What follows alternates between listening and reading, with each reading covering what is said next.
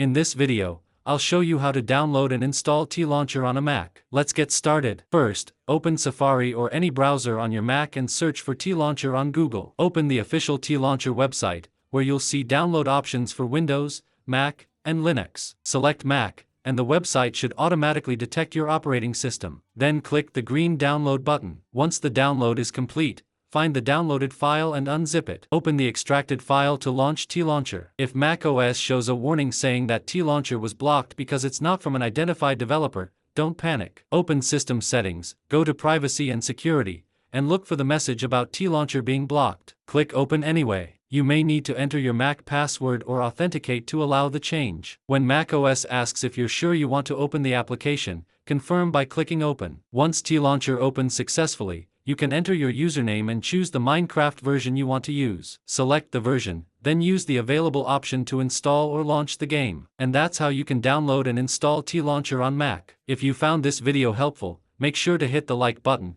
subscribe to the channel, and leave any questions in the comments below. Thanks for watching.